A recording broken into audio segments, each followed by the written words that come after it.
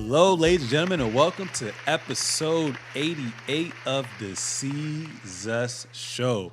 I hope you guys have been enjoying a very, very, very fun-filled restart of the NBA season. Can I get an amen? Amen. Can I get an amen? Hallelujah. I said, can I get an amen? Glory. So, I'm glad that you guys are back. You know, today's going to be another fun-filled episode again. I was talking to one of my friends a little earlier. I said it's been kind of weird because ever since the season got put on hold, it's been like a little bit of news incoming. You know what I'm saying? First we started with, it's a pandemic. Then, damn, brutality. Then, damn, MJ. And now, we heard about the league coming back. It's finally back. So it's kind of weird now, like, since it's not quite live, we're still up to date at the same time, but it's weird trying to get back into the swing of things as well, too, but that's dope. But before we get into today's hottest topics, I want to rehash last week's episode. So on episode 87, it was your boy, Seezus, that traded XXIV. We discussed a couple of different topics. Sabonis getting injured with his foot, Lou Williams in Magic City, which did pretty well. Early preseason impressions, life in the bubble, and our NBA awards as well too. I'm ready to get into it. So before we get into today's hottest topics, ladies and gentlemen, make some noise for my boy, for my Before we get into today's hottest topics, ladies and gentlemen, make some noise for my boy, my co-host, Trade Day XXIV. What it do, baby? You already know what's up, everybody. Shout out to you out there, the listeners, the first, the last time, and everybody in between, man. Hope everybody's doing well. A lot of good topics for you guys in store today. The NBA is back, a little soothing for your minds with everything going on with life, all that good stuff. So let's get into it. Let's get into these topics. Amen. You heard me. All right. First and foremost, NBA opening night kicked off. We had two good games, like I told you before. It was the Pelicans versus the Utah Jazz. I still don't know why Zion didn't play the full game, but we'll get into that a little later.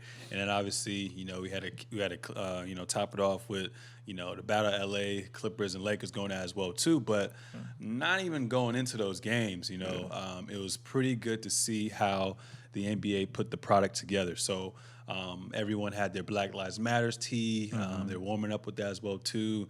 And right before they started the game, players were basically shown on the television. So they had like a little promo video of the movement and with everything's going on. So basically different players got interviewed and they're basically telling us, what the movement's about, what it's like to be black and what we have to do to, continue the movement going as well too. And then what was dope about it was right after that happened, while they're, singing the national anthem, the players, took a knee. So it was great to see them knee as well too. And, after the game, LeBron had a couple words to say. And he said, I want to always speak out against things that I feel that are like unjust. I always want to be educated on things and go about it that way. LeBron also added that Cat was someone who stood up when times weren't comfortable, when people didn't understand. People refused to listen to what he was saying. If you go back and go look at any of his post-game interviews when he was talking about why he was kneeling, it had absolutely nothing to do with the flag. It had absolutely nothing to do with the soldiers, the men and women that keep our land free, he explained that. And the ears were closed. People never listened. They refused to listen, but I did. A lot of people in the black community did listen, and we just thank him for him sacrificing everything that he did to put us in the position today. Even years later, to be able to have that moment like we had tonight as well, too. Then he also said, I respect our team's unified act of peaceful protest for social justice, and under these unique circumstances will not enforce our long-standing rule requiring standing during the playing of the national anthem as well, too. That was actually Adam Silver as well. So it's pretty dope to see, like I said, the final product coming together, how progressive the NBA is. And like you said, when we're off air, this is the best sport in the world, in my opinion. Obviously, soccer is soccer, but at least for us, Americans, to me, this is the best sport. And like I said, we're just very progressive, and our commissioner, Adam Silver, gets it. You know what I'm saying? How often can you see the players' union and upper management or whoever, just being able to collaborate and bring out something that's great? So I like what they're doing, and it's just kind of crazy going back to 2016 when he was kneeing, like the majority was really hating on that movement. Yeah. And the first thing that they thought about was disrespecting the flag. And when he tried to explain himself, they were just very dismissive, exiled him from the NFL. And you know, now to see, you know, everything come back years later with everything that's went on these past couple months, I would hope the majority understands why this was something that was needed as well too. But anything you have to add to any of that? No, I think first shout out to the league and all its contributors.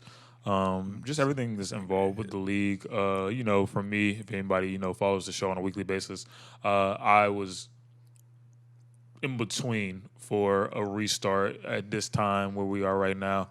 I think again, when we put something on a pedestal, you have to hold it accountable. And I think the league is really checking a lot of its boxes when it comes to this stuff. You know, supporting the minority of this country that makes up a majority of its league, and it's pouring into them so it can. They can in turn pour back out and use their platform to use it and affect their communities and affect social change and just affect this climate and this little this place where we are as a country and kind of affect and change kind of the places they came from and different things like that, because a lot of these guys get it out the mud very, very truly.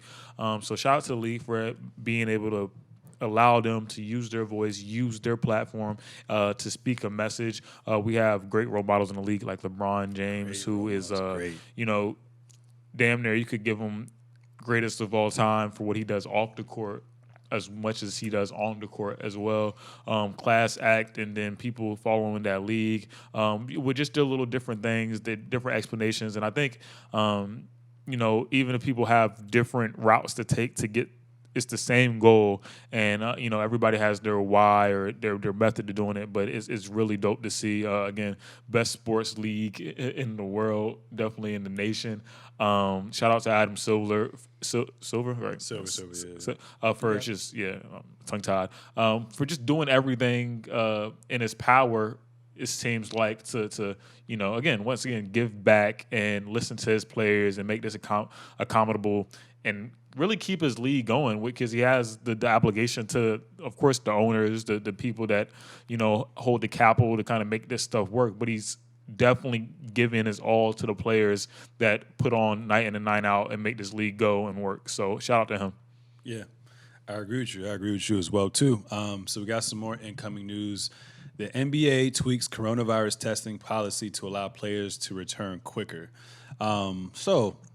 As concern was growing that the league's playoffs could be compromised with the sidelining of players because of largely unavoidable coronavirus testing glitches, the NBA has tightened its protocol on retesting and allowing players a return to the court within a 24-hour window, according to a league memo obtained by ESPN. Now, a player returning an inconclusive result, which occurs in approximately 5 of every 1,000 tests, can still become eligible to play in a game that is within 24 hours instead of needing to wait 48 hours, the memo said. The player must test negative in an immediate retest upon receiving the inconclusive result and then return another negative test within 60 minutes of the scheduled tip-off of his team's next game. Teams fear playoff scenarios where a key player could be lost despite the fact that he hasn't tested positive for the coronavirus. Before this protocol change, there has been a 2-day period of time that required 2 negative tests in successive 24-hour periods. The Sacramento Kings had a player with an inconclusive test last week who went through this process, and the NBA is testing players and staff every day in its 22-team restart at Disney's Wild World of Sports, and has yet to have a positive test for the coronavirus among the players in the bubble. So this is pretty interesting. As long as at the end of the day, players are staying safe and you're still able to get, tested, then it looks like it says within 24 hours instead of waiting for 48 hours. I think you should be fine. And we've proven that we've been disciplined for the most part with everything going on as well, too. So just want to give or shed some light on that as well, too. Moving on to the next topic. Last week, Trey and I had our NBA awards, and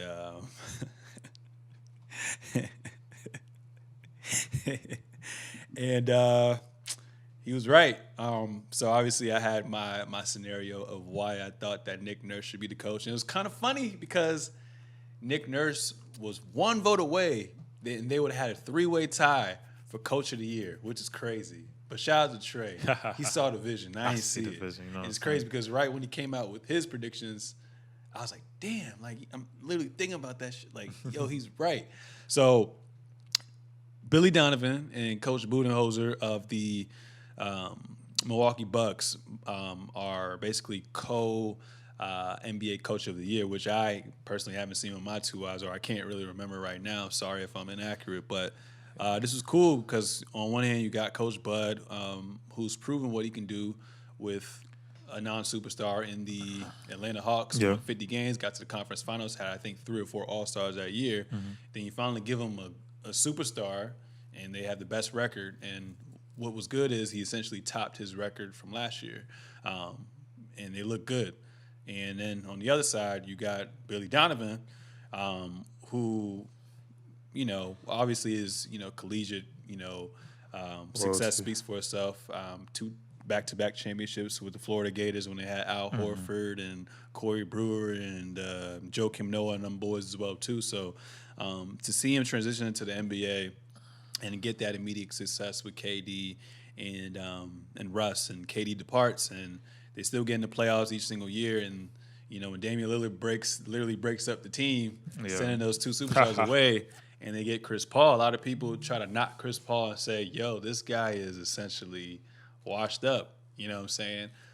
But for them to come back and no one in their right mind thought that they were going to be in playoff contention. Yeah. For them to basically be shuffled around from seed 3 through 6, 7-ish all year long, and for Chris Paul to come in there and Shai come in there with new pieces, because every year he's basically getting new pieces. So for him to do what he's been doing just speaks high volume. But anything you want to say to your coach, to your king? First, shout out to Coach Bud. What he's doing in Milwaukee is very phenomenal. Keep leading the young superstar and Giannis and then the players around him. It's solid, and they're definitely a threat to get to the championship coming out the East. Top 2, if not number 1 threat to come out the East, definitely. And then Coach Billy Donovan, I said a lot of it last week. Just the team he has, the moving parts. So and even deeper than that, maybe this is a clear indicator of how they should operate. Building the team through draft, which it seems like they have had good. And this could be from a coaching staff to coaching staff scenario, and maybe in accordance with the top management too, is about who they jab, how they build, just through that kind of thing. Maybe it's not let's get a superstar each year. I mean, they did get Chris Paul going there, so he is a superstar. But maybe it's let's sit back and like kind of slow cook this thing a little bit more, but also have a standard to which we are not gonna back down from. Kind of a Spurs-esque type thing. You have your 1 or 2 guys, but the rest of it, we're not gonna try to make blockbuster deals. We're just gonna establish identity and go search for players that are gonna fit into our identity. Because their identity was the superstars that they were. Their identity was Russell Westbrook. It was, KD at the time. James Harden didn't really emerge enough there to be an identity for the team, but they were so much identified by the superstars. They didn't have a true we do this like Houston plays fastball, or the Spurs move the ball around. Now this team moves the ball around, plays very well on defense, definitely with Roberson coming back, and takes good and high-level IQ shots with their kind of thing. So maybe they're realizing as an organization, this is how we should build. Let's try to do this for a few years going forward and see where it gets us. Because I think if you keep moving up and not keep moving up, stay around and stay strong in where you're at, I think it could speak volumes for where you want to be and how to crack through the mold that you have been in, and which you could potentially.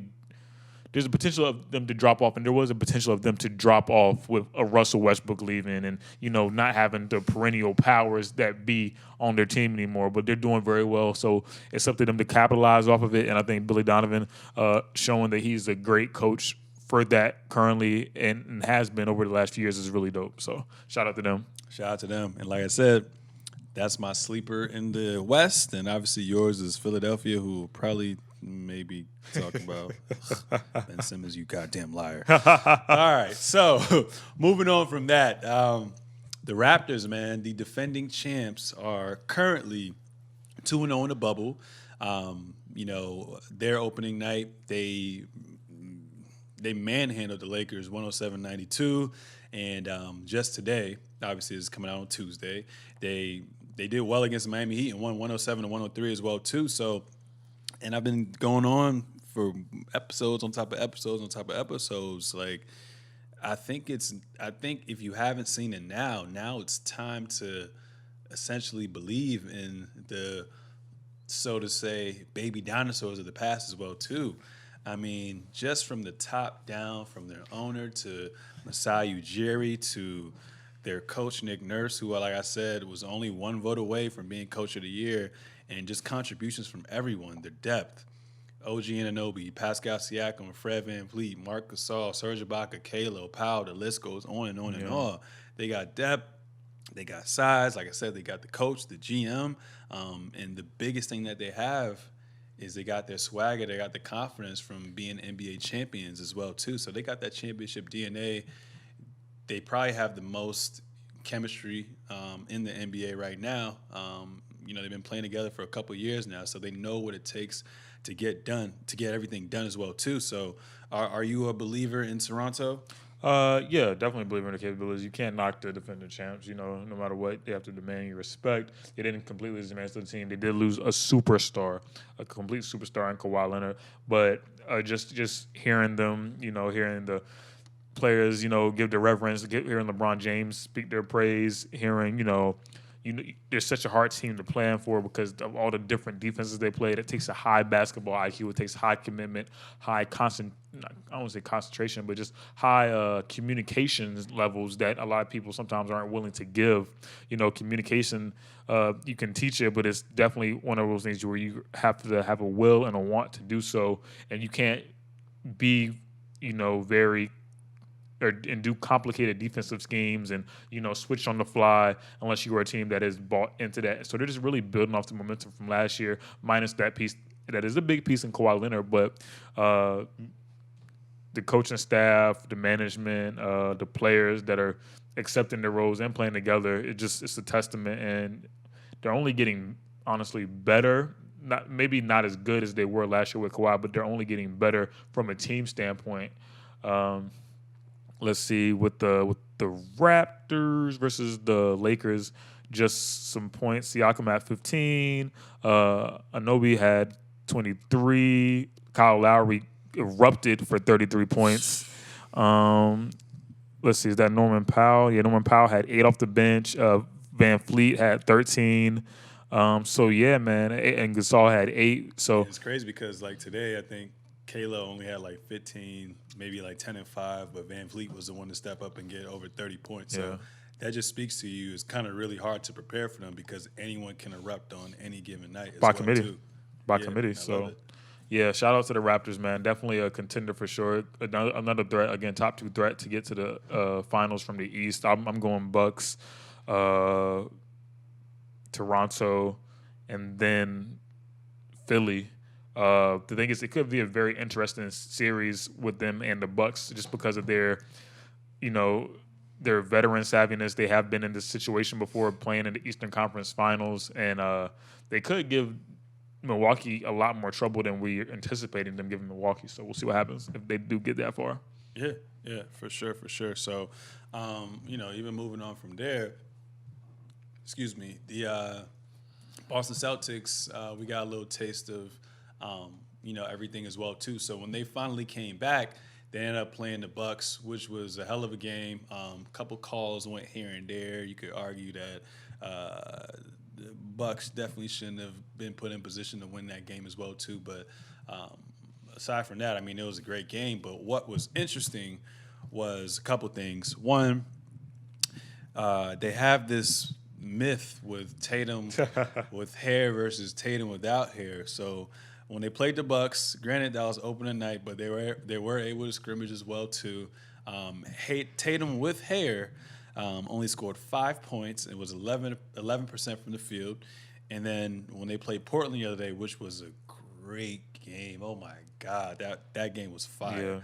Yeah. He had 34, 8 and 4, which is crazy. So are people just superstitious with, headband versus no headband, hair versus no hair, switching shoes? Like, is there still forms of superstition in the league? I think it just pays into like the mental toll. There's so many moving parts to the league, and they're professionals because they find their rhythm, they find their repetition, and they do it crazy. Like in inhuman type things, definitely better than the next man or the regular average human being.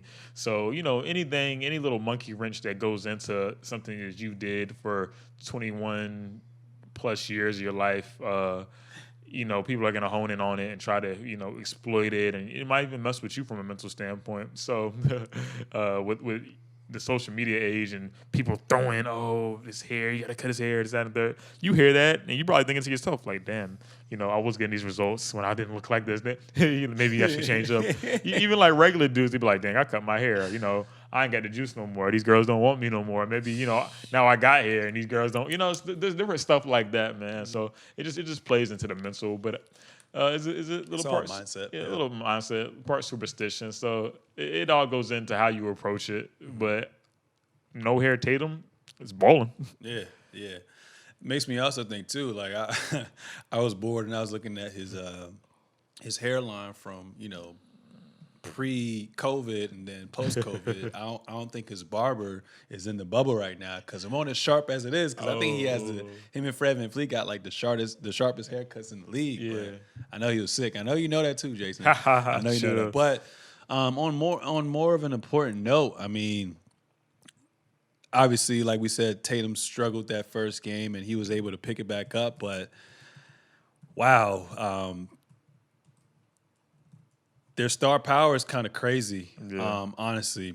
Jason Tatum, 23 this year. Kemba Walker, 21 this year. Jaylen Brown, 20 this year. Gordon Hayward, 17.4. And Marcus Smart giving you 13.5. And then everyone else, adds what they have to add there as well, too. But you got legit 4 players that can give you, on any given night, 20-plus points, which is ridiculous as well, too. And I think it's safe to say that Gordon Hayward is back now. I mean, from a wing standpoint, they have everything they need. I think they're going to do well. With Kemba Walker, obviously he's on a minute restriction right now, but for the small amount of minutes he's playing, he's still being very impactful as well, too. Yeah. So you can also argue that that's one of the reasons why they didn't beat the Bucks as well, too. But I think they almost have everything they need to compete for a title. Now, the only thing that I'm worried about is it really just depends on their matchup as well, too. Yeah. Because, Theus is okay, but he's only 6'8". And then obviously you have Enes Kanter. He's about 6'10", 6'11", but he's not really known for his defense, more so for his inside game as well, too. So my thing is, like, are they too star heavy? Will the lack of depth catch up to them, and will the size down low be something that's their Achilles heel for them moving forward? How do you see everything panning out with them too? Because to me, I think they can compete with the Miami Heat. I think they can compete, with the Bucks. Even though the Bucks have size, but they're not really an inside-out type of team, more so perimeter. But I feel like if they were to run into your pick of your dark horse, the Philadelphia 76ers, there's no match for Embiid. Okay. So what are your thoughts on the Celtics? Because I really like where they're going, but I have my concerns a little bit as well too. But they're basically the same team without Gordon Hayward, not Gordon Hayward, Al Horford when they got to the conference finals against Brown 2 years ago. So they got the experience. So what are your thoughts on all that? First, I got to retract what I said earlier, and go. I'm gonna go.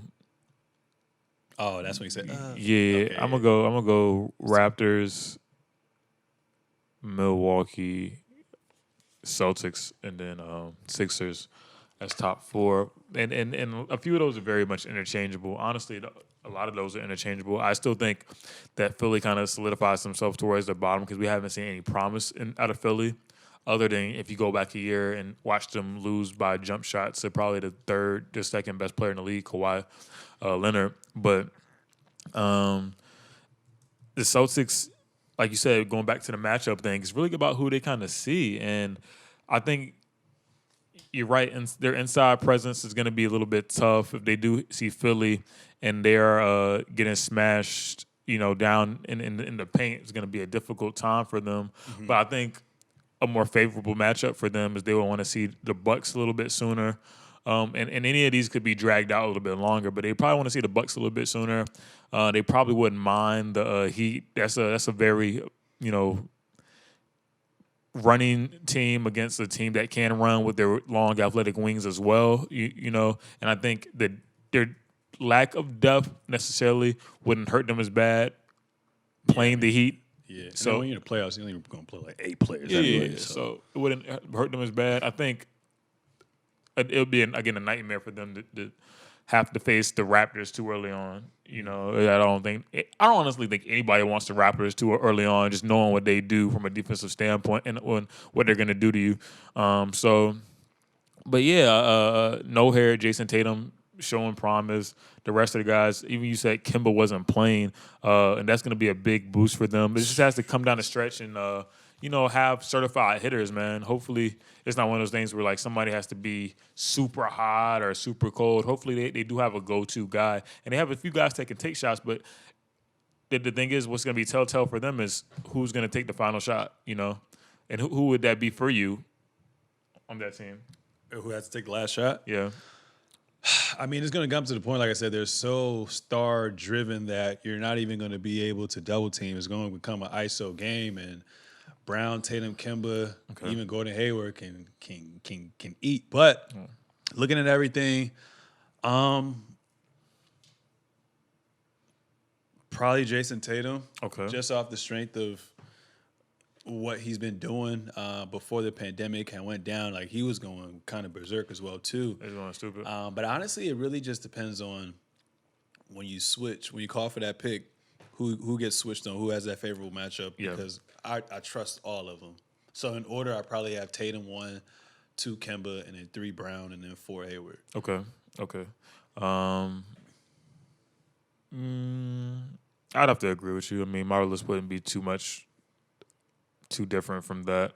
We talking numbers from Portland. Jason Tatum had 34. I think you mentioned that. Gordon Hayward had 22. Exactly. And we very much, I don't know, you just kind of forget his greatness. I mean, he has, had the injuries and stuff like that. He looks like a different player out there. I think if anybody would be after kind of that. But, we haven't really seen Gordon Hayward kind of, if he will get back to it, but we haven't seen him be who he was or who he could necessarily be. And his shots are different, the volume, the spacing is different for him than when he was with the Jazz, with Utah. And but he's still very much a threat and a veteran threat at that. Yeah, so who knows? I think anybody would want Gordon Hayward as their number 4 option now as well too. Like I said, I mean, he's been removed from the injury. Normally with gruesome injuries like that, it takes damn near a full season to get back as well too. So not to mention the mental. I mean, physical, but not to mention the mental. Mental over everything as well too. So for what he has to do, because I feel like now he's become more of a point forward. You know what I'm saying? Mm-hmm. So and his roles just changed as well too. So I think he's back. But we can't really truly see if he's back because Tatum has emerged, because Brown has emerged, because Kemba just signed with them this past offseason. So I think he's scary, bro. He's going to be that wild card in the playoffs for them as well too. Yeah. So. He's the matchup that would definitely give the Heat fits, because I would think they would move Bam to a more guard-heavy player. Yeah. And him kind of being over there eating it would be a challenge. Mm-hmm. Probably matches up pretty well against the Sixers, even though he does stretch the floor. I mean, you have 3 players to stretch the floor, as well as Kemba penetrating. You give it to Tatum or Brown, they penetrate. They're a strong looking team. It's just, what kind of rhythm are they going to have? What's up? Oh yeah, this guy he's different. But he went off for 53 points. What is that about? So we're talking about what's his name? Don't worry about it. But but yeah, man. So I think the Celtics stay on course, stay strong. They're gonna be very much a wild card in the East, and I say wild card as in them getting to the finals per se. Mm-hmm. Interesting. So I'm sorry if you guys heard me chuckle a little bit as well too. It's really not funny, but it's just kind of unexpected. And maybe he's just been under the radar for such a long time. But I was chuckling about TJ Warren, man. This guy's been hooping out his mind since the games in the bubble have started. So just give him some acknowledgement. He had 53 points against the 76ers. I think Joel Embiid damn near went for like 40, 41. They still lost with Victor Oladipo not being at full strength, with Malcolm Brogdon being out with his neck injury. Obviously, his opponents, who is their all-star, is out as well too. They still won. And then they also, I believe, won again tonight against the Wizards, and he dropped 34. So the hot streak continues. So TJ Warren, I just wanted to show you some love. Keep balling. I don't know what your schedule's looking like for the rest of the season, but check it after this. But I remember you and Jimmy Butler had beef, so I really want to see what you do if y'all play the Miami Heat again as well, too. Now, going back to, the first team that they played in the 76ers, we already talked about Ben Simmons. We like I said, boy who cried wolf, man. No threes have been shot.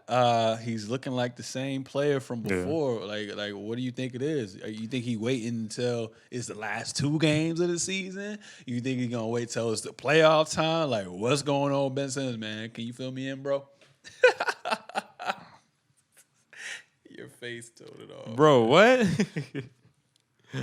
Oh man, I feel like I already talked about this as much as I could talk about this. It's like when your boy went through a breakup and he keep bringing up his ex. He's like, "Yo, all right, bro, we get it, son. Like, it's over with, bro." Or the dude that keeps claiming that every function he gonna bring 3-4 shawties to the crib, and all he got is mid weed and Paul Masson. You know what I'm saying? Like, can't even get the Henny. Can't even, you know what I'm saying, bro? It's like sometimes you gotta grow. And I don't know what to say about Ben. I don't have anything to say. It just seems kind of redundant to talk about Mans. He's not gonna shoot. Yeah, he's not gonna shoot. The trigger's jammed. Like, he's scary. I'm in a very respectful manner. I'm saying he's scary. I'm being facetious. Okay, I'm comedy style, but nah, bro. He's not regulating anything on the block. He doesn't have a chopper, you know what I'm saying? He's not balling because he has a block, you know what I'm saying? The gun's not fully loaded. There's no clips in it. He's shooting dummy rounds. It's nothing. It's nothing. Hey.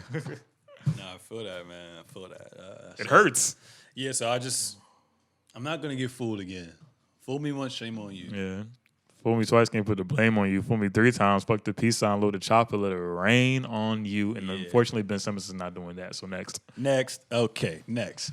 So the Clippers, obviously, who I think you could say for the most part, it's been a back and forth between Battle of LA on who's going to be the prohibitive favorite as well too. So opening night, they took the L to the Lakers, 103-101.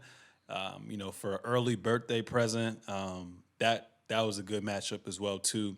And they ended up winning against the Pelicans. They obliterated them 126-103 as well too. So I'm not. A lot of people were saying that they're concerned about the Clippers. I was upset just off of pure emotion the first game that they played. But looking back at it, like, they do not have Lou Williams yet. He's still in jail. Sorry, I'm kidding. He's still in quarantine. Yo, I was for a second. I was like, yo.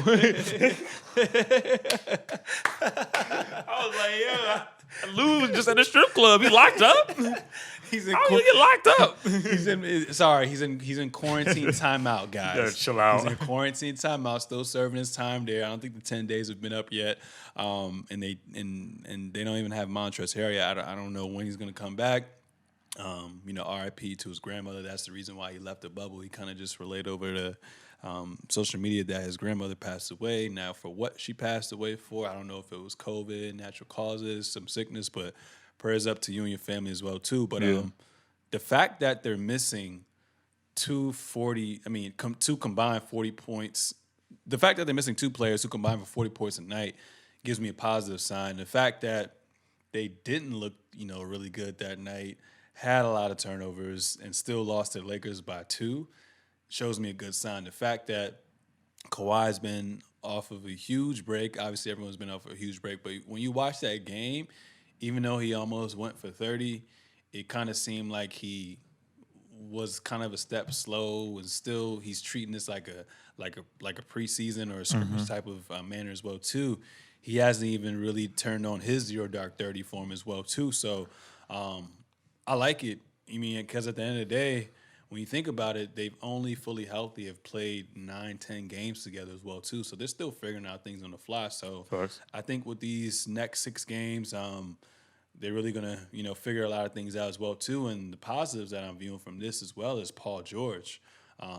Paul George, he said, obviously he came off that shoulder injury, but he's telling us because he had this long break, like he feels 100%, and he's proven that, averaging 29, 4-4 with 3 steals. And what's crazy is he's shooting 64% from 3 right now. So he actually went silly the other night against the Pelicans, and they just really got away. They just really went away as well too. But do you believe, given Paul George's track record with the Indiana Pacers, with his 2-year stint with the Oklahoma City Thunder, do you think he can be that legit number 2 option behind Kawhi Leonard and make a run to get to the promised land? Of course I do. Paul George is proven. I think just seeing the stuff he does, I don't think that's any debate. The funny thing is, I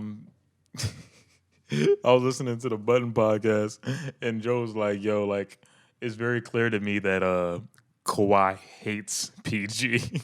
Why do you say that? And he was like, if you pull up the game, right, like of them playing the Lakers and whatever like that, he's like, Kawhi passes him the ball, and if you look at Kawhi's face, like he's expecting to get the ball back, and like every time, like even like the last shot where PG took the shot and LeBron was guarding him, Kawhi's just looking at him like, well, yo, what the fuck is going on? Like I brought you here, like you passed the ball back to me. So it's fun. I got to recap it and actually watch it for accurateness. Joe's very facetious and he's just plays off the jokes, but it was just a funny take because he was like, it's very clear that Kawhi hates Paul George's guts because, Kawhi's going to take the last shot. And if Paul George thinks he's going to take the last shot, he has another thing coming, buddy. Yeah. But, I think all respect on PG's name for a second option and for the tier of people that would be second options. I mean, he's a first option caliber player. It's just that... he's like a 1B. That's what I'm saying. He's a 1B. But it's just with the teams that he's been on where he was the number 1 option. Maybe they didn't have the pieces around him to help elevate him to the promised land. But with Kawhi Leonard on the team, he's certainly a 1B.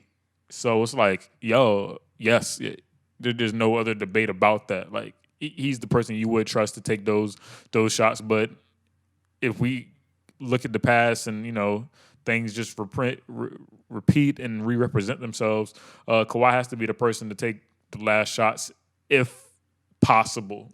Just watching what he did to Philly, devastating the arena and the whole town, and so on and so forth. He has to be that person. If not, cool. I mean, you double check. You can open up PG, and if not, maybe you get a better shot by a long. I can't say that. You get a better efficient shot and a better percentage shot from a third option going completely towards the rim. But it has to be Kawhi first, and then PG, and then if not, it has to be going towards the rim by somebody else. That's all it is. Okay, cool. And it's crazy to me, like, Kawhi has definitely been their closer this year as well too, and Lou Williams as well. So when they fully healthy, when they fully healthy and they come back, man, I think they're gonna I think they're going to take off, and they're not going to look back. So Facts. to get into the conference finals, and we'll see what happens from there as well too. Another thing that I wanted to bring up was Jonathan Isaac. So seems like this guy can't catch a break. He suffered a torn ACL in Orlando Magic's win versus the Sacramento Kings. So Orlando Magic big man Jonathan Isaac left Sunday's victory over the Sacramento Kings in the fourth quarter in a wheelchair after an apparent injury, and now sadly we know that he's, like I said, suffered a torn ACL on his left knee on the play. The recovery timeline for such an injury is typically around 1 year, so it's looking like we won't see him until probably next season as well too. And I believe that's the same knee injury that he had before in the past as well too. So prayers going up to him as well too. And he was catching a lot of slack throughout social media because he was the only player with all the teams that have played that decided to not take a knee for Black Lives Matter movement and the social injustice / police brutality has been going on as well too. So I believe he said the reason why. Let me see. It says the NBA star explained his decision by saying that kneeling or wearing Black Lives Matter tee don't go hand in hand in supporting Black Lives Matter, and added that Black lives are supported through the gospel. And then in explaining his decision, he said, "I do believe that Black Lives Matter. I just felt it was a decision I had to make, and I didn't feel like putting that shirt on and kneeling went hand in hand with supporting Black lives. I don't think that kneeling or putting on a T-shirt for me personally is the answer. For me, Black lives are supported through the gospel. All lives are supported through the gospel. So I can see more so a religious background.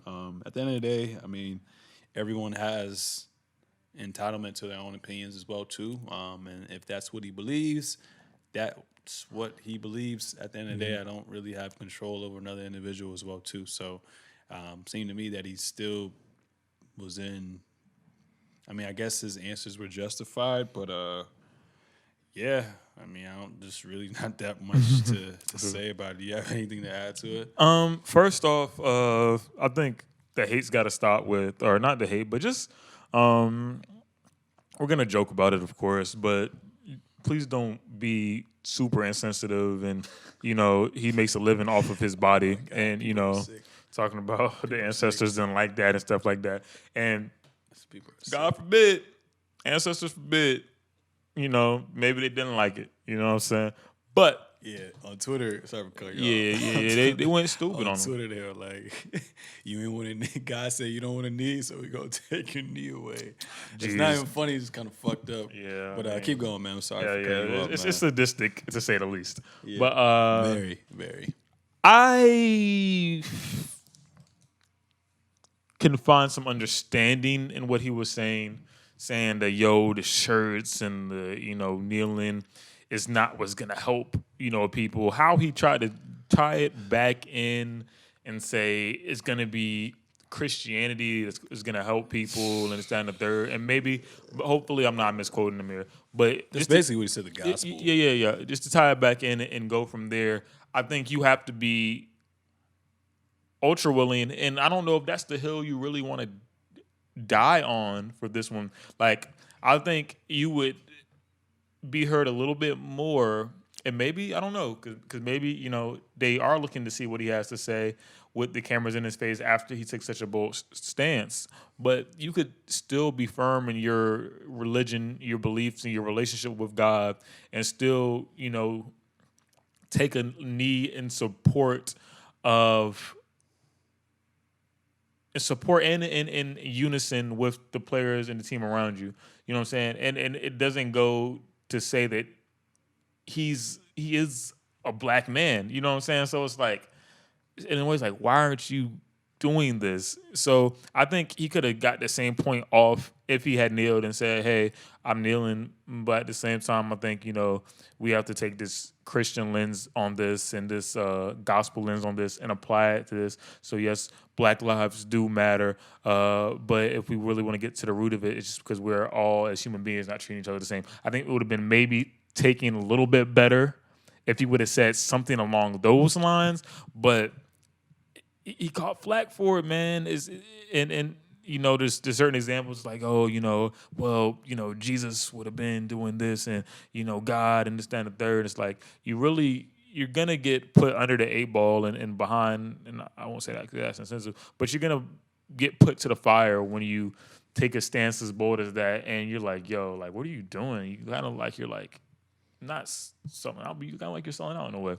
So, but bottom line in all of this, there's a lot of different ways to the same goal, and it sounded like he had the same goal, but he wasn't articulating it very well with the multiple message that he was trying to get across, as well as man, get well soon. We don't want to see anybody go down with an injury, regardless of your stances or your beliefs. You make a living from playing basketball, and an athlete's shelf life is short unless you're very much blessed.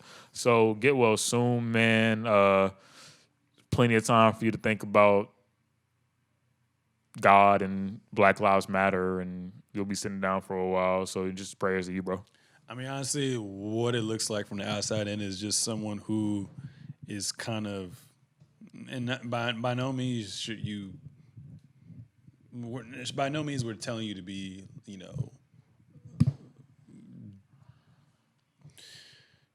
What are you looking for?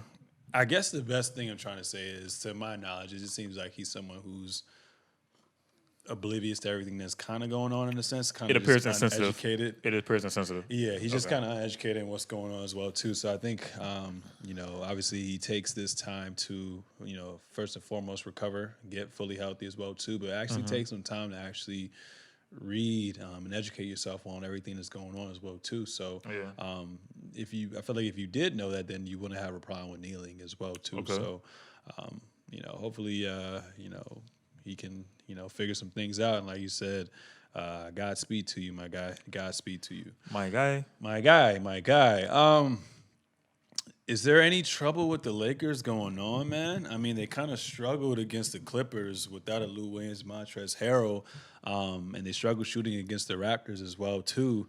And since LeBron's been in the bubble, he's known before COVID, he was averaging 25 and a half, 26 points, 11 assists, and 8 rebounds, and shooting basically 40% from the field, 50% from the field, and 35% from the three.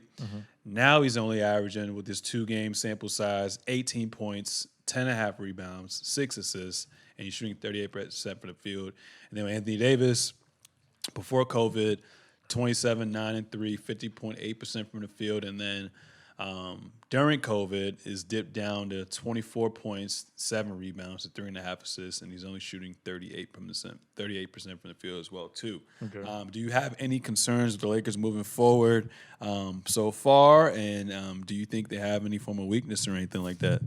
I don't think you can really push the panic button on the LeBron James team until they get to the finals, because LeBron James is going to find a way to get you to the finals.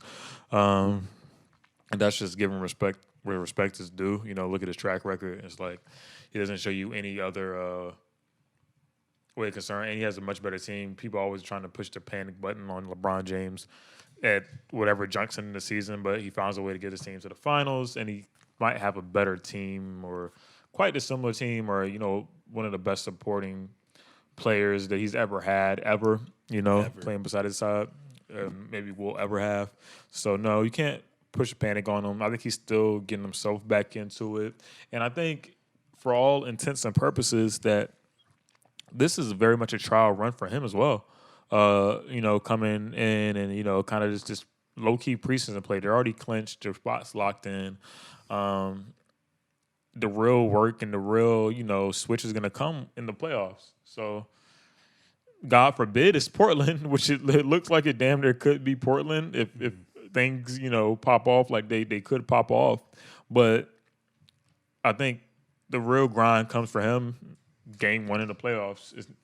All this other stuff is here nor there. They're just trying to figure out some stuff, troubleshoot some stuff, figure out where their other support is going to come from, with the different pieces they did, don't have currently or did lose coming into the bubble. So it's really a trial and error thing, for as much as we say, oh, they're missing shots and this, that, and the third. It's like, nah, we have the first playoff spot clinched, and we just got to fine tune some stuff. So when we get to the playoffs, this is what's gonna happen. But we need to fine tune some other options just in case it happens. So Yeah. no panic from me. Yeah, I mean, at the end of the day, they've been so many months removed from basketball. Yeah. And the fact that they just picked up Deion Waiters, got J.R. Smith, they're working them into the rotation as well, too. So, like you said, they're just going to use these games to get the chemistry right. And once they get to the playoffs, then we're definitely. Like you said, his track record speaks for himself. Speaks for itself. There's no doubt in my mind where there's a scenario he doesn't end up, in the conference finals going up against the Clippers of that sort as well too. So, ladies and gentlemen, do not worry about LeBron James and the Lakers. They are fine. And at the end of the day, I mean, they lost to a good team, the defending champs. So that's that. Moving on from there, man, and we just kind of spoke. Well, you just briefly, touched on them. The Portland Trailblazers, man. Dame time all over again, man. Dame's been averaging since coming back in the bubble, 29 points, 12 assists, and 4 rebounds. Literally putting the team on his back. They had a crazy ass overtime game against the Memphis Grizzlies, who I think they're gonna be, playing against as well too. They won 140-135. We saw vintage Melo, which was amazing, and we see Nurk is fully healthy with Zach Collins as well too. Then they ended up, letting the game slip away from them against the Celtics, and they lost 128-124. But do you think that, with everyone being healthy for who's available, and Nurk, Zach Collins, it seems like they have their full roster intact. Obviously, Trevor Reeves is missed right now a little bit, and he, couldn't come back to the bubble due to obvious reasons, and Rodney Hood tore his Achilles as well too. So that is a major blow, but I feel like they essentially have everything they need. Do you think they can do the impossible and get that ninth seed to get a play-in versus the Memphis Grizzlies, because they have a tough-ass schedule coming up, man. Tomorrow, which the episode is going to be released on Tuesday, they're going up against Houston. Then they have to play Denver. Then they play the Clippers. Then they play Philly. Then they play Luka and the Mavs. And then they end things with Brooklyn. Realistically speaking, they can only win 1 or 2 games and lose the rest of those over there too. But do you think they have what it takes to get that 4-game, within that 4-game playing mark to, battle for the AFC? Do you think Dame and the boys can handle it? Yeah, I think they can. Not saying that it will get done, but if any team can do it, it's them. It's Dame time. It's they were gonna steal games that we didn't know they were gonna steal before anyway. So being motivated and seeing their goal right in front of them, I think that's definitely a. Damn, they fouled the heck out of him. Yeah, but I'm like, what in the world? Why does he fall like that? We're talking about Zion, guys. We're watching this Pelicans-Memphis game. But, yeah, if anybody can do it, it's Dame and company. It seems like a tough matchup, but also we don't know what these teams' strategy to winding down going into the playoffs is going to look like either. Yes, they're playing tough teams, but are they going to be at their toughest? Are they going to say, oh, it's Portland, they're fighting for something. We already have this kind of thing locked in. What teams are going to be like, let's rest these stars, and then Portland gets their stuff off, gets a good lead, and they kind of coast from there. So we'll see what happens. I think even the strongest teams on that list, there could be slight discrepancy, and it could be a situational thing for what that team needs out of that game, and they might not really need that game. So we'll see what happens. Yeah, it's like I love their team. They're pretty much secured with their front line, and they're secured with their guard play. But I still feel like they're missing that two-way player that they've always wanted. I mean, obviously they got Melo, but we all know Melo is more so known for his godlike scoring abilities. For most of his, most of his time in the NBA as well too. So that's the only thing I'm worried about. And Boston did kind of expose their weaknesses as well too. So. We'll see what happens with that, but I think they would be the best matchup actually for the Lakers. I would rather see them play the Lakers as opposed to Memphis or San Antonio Spurs or the Suns or whoever else is battling for that as well too. So that I wouldn't be surprised if that goes 6-7 games playing on a neutral site. No home court advantage, and like you said, you got Whiteside and you got Nurk and Collins that can match up pretty well with Anthony Davis, JaVale McGee, and Dwight Howard as well too. Yeah. Only person doesn't want to see them play the Lakers is probably the Lakers. So that's how it goes. Yeah, that's how it goes well too. But man, Zion and the Pelicans, bro, like they're supposed to. They by every poll that was ever ran, like they're basically saying that they're supposed to be the ones that essentially are able to play Memphis for the 8th seed right now, but they're 1.5 games off. Yeah, bro. Like Zion's, I think only playing like under. I think he's playing like 15 minutes a game as well. Wild. Too. But it's kind of crazy because like obviously he tore his meniscus right when the season had started. He was off for a couple months, came back looking great. Obviously he played in spurts as well too. But it's like now you've had all this time to train, get your body and your knee even stronger. For my body.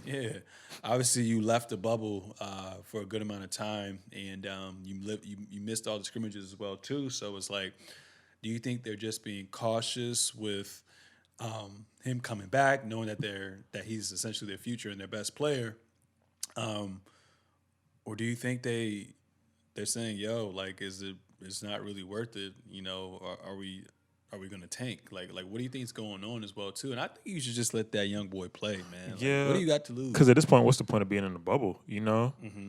I just... Maybe I didn't invest hundreds of millions of dollars into, you know, a 19-year-old kid, so maybe I'm not the best person to ask this, but why not at this point? You know, he seems like he's healthy. He's 19. Like you said earlier, he's going to be as healthy as he's going to be, you know, ever. Ever. So... And unless they know for sure he has like a nagging injury, you got to play that man. You know, like when is the real test going to come? You can't, you know, be cautious. That's how you get hurt. You know, you got to go all out, let adrenaline do what it's got to do. So I don't understand it. Maybe, you know, somebody can educate me on why he wouldn't play in this scenario. It seems like the best scenario for him to play, you know, because after this, who knows when the season is going to come back. Yeah, so I say play him, but maybe there's somebody smarter than me out there that's saying otherwise. I mean, yeah. I mean, if you look at it right now, they are, let me see. They are 3.5 games behind Memphis right now.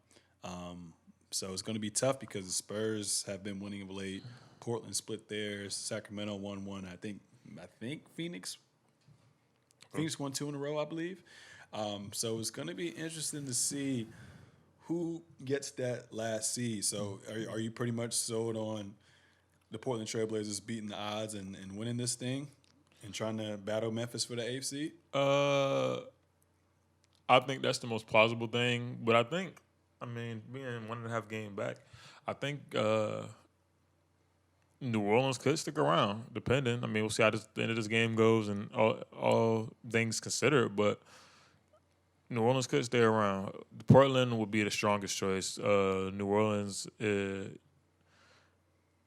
just because of how we've seen them approach this startup with their, you know, new star powerhouse player, they will be the second choice in that, and so on and so forth. I mean, looking at their schedule, obviously the must-win game against them with Memphis, and then after that they got the Kings, then they got the Wizards, then they got San Antonio, and they have Sacramento again, then they have Orlando. So on paper, they should, but we'll see. Yeah. I mean, like I said, ratings will go through the roof if the Pelicans and Zion go up against the Lakers and LeBron as well, too. But from a competitive standpoint, I personally want to see Dame, Dollar, CJ, Dirk, them boys go up against LeBron and AD. Like that would fulfill everything for me. We them boys. But, yeah, and then, I mean, the Spurs, like I said, they won 2 games. They got Philly right now, Denver, Utah, New Orleans, Houston, Utah. Like, so the system is set up for New Orleans to be ahead. You know what I'm saying? They're on their privilege shit right now. And they're giving it away. And they're giving it away, which is kind of funny. But, I mean, yeah, we'll see what goes on with that as well, too. So we're going to continue to monitor everything. And, you know, next week when we come back, It's going to be interesting to see how What they've been happens? doing as well too. Last but not least, what I want to talk about, I know that fly or whatever is freaking Nah, it's annoying. cool. I'm like No, swatting that. earlier on in the episode, if you look, I was moving my head too, like, yo, what's going on? But the last thing I want to talk about are the dynamic duo, the Rockets small ball lineup, man. James Harden and Russell Westbrook have been looking great right now. You know, Harden went stupid against the Rockets. I mean, against the Mavericks, won 153-149 in another overtime game. And then they came back from damn near down, I think, either between the numbers of 7 to 10 plus against the Bucks 3 minutes to go as well, too. But it seems to me that this small ball lineup is actually working. Now, obviously, it's a different team each and every single night, so it's kind of tough to prepare as opposed to the playoffs when you go up against one team and you have to prepare for them for 2 weeks as well, too. But they can be a matchup nightmare for a couple teams as well, too, going into the playoffs. And that's a scary first-round matchup because you have 2 MVPs. You have Mike D'Antoni, who's an offensive genius. Yeah. And they've literally finally built their team around Russell Westbrook, where shooters are everywhere. So it's one of those things where they have those snipers, and whenever they get dribble penetration between James Harden and Russell Westbrook, there's always a shooter open. And their philosophy is like, yo, we're going to attempt 40 to 50 threes a night. If we can make 30, 35% of those, then we're going to put ourselves in a good position as well, too. But Yeah. I like how, you know, like I said, they went up against the Mavericks, who they can see in the first round, and then went up against the Bucks, who are the prohibitive favorite in the East. And to see James Harden, you know, battle through foul trouble, and to see him and Russell Westbrook actually play so well in the crunch, because that's something that they've always been, you know, that's something that's always, you know, stuck with them. What can they do when it matters the most? To see them both work in tandem really made me think, like, hey, maybe they can do this. Do you believe in their small ball lineup, or that's going to ultimately be their demise? This is one of those things, man. That's one of those things where we always get back to that same point where it's like, well, small ball be their demise, but I think they play it so well that it's a strength more than it's a weakness. Definitely from like a, you know, get it and go kind of lineup standpoint. And if they are having a good night, you know, filling up the rack, the small ball doesn't even matter because, you know, you can get a point inside and they kick it out and be down the floor and score twice within, you know, you running a one offensive set. So it's all about volume for them. But it's about hitting those numbers when it comes to volume. They have the players that can do it. They have the people that can push. The thing is, when you get deeper into the conference finals and stuff like that, in the conference playoffs, and things get more physical, and the game does have to slow down a little bit more. So it's that play, that style of play under those conditions, and it's like, will this work? So each year it's a dice roll, and you look at it, and I've seen people like, oh, they're undefeated when playing small ball and stuff like that. They're very good. Will it win them a championship? The great Kobe Bryant said he doesn't think it'll ever win them a championship, that kind of style of basketball. So if I had to rock with the GOAT, I'd say I don't see it getting them over the hump. Does it look very good? Is it the Instagram shot that we all like to click on and like every time? Yes, she's gonna pull up on your feed every freaking day, like they pull up on your feed every year. But is there gonna be any substance to your relationship? Probably not, bro. Probably not. Brett is the GOAT with the analogy. You know what I'm saying? That's all it is, bro. And shout out to all the Instagram shotties, man. Y'all look good. Y'all keep doing y'all thing. Keep doing your thing, We man. love you. Yeah, I don't, but I admire your hustle. I love you.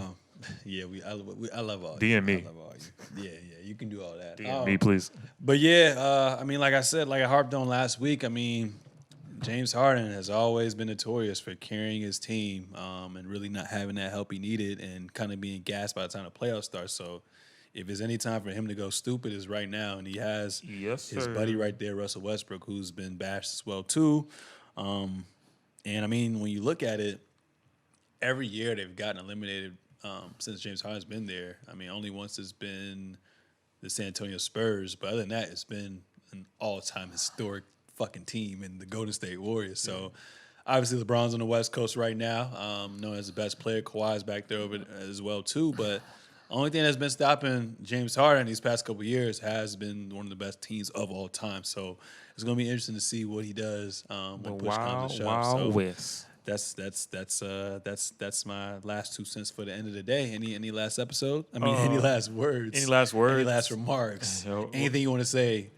Shout out to AP Hoops. Shout out to her. Shout out to Chosen One Gyms. And that was AP Hoops. Her training joint. Shout out to Chosen One Gym. Shout out to Gym Preps. Our boys Manny, Leak over there, all that. So yeah, shout out to everybody. While people are going through tough times, but pouring into the youth, pouring into grassroots level basketball, skill development, and just investing in people and creating relationships with people. Beyond their own and their close circle, and really paving the way each day and keeping this game we love going in the hearts and the minds and in the communities that may be untouched, underfunded, and so on and so forth. So shout out to everybody out there that's doing that, teaching, taking that responsibility, and just loving through these tough times. So that's all I got. And like all these other past episodes, that was perfect. So we're just going to leave it on that. Ladies and gentlemen, that was episode 88 of The Seezus Show. Make sure to subscribe on all forms of social media at Sir Seezus, at The Seezus Show, at TradedXXIV, and we are out.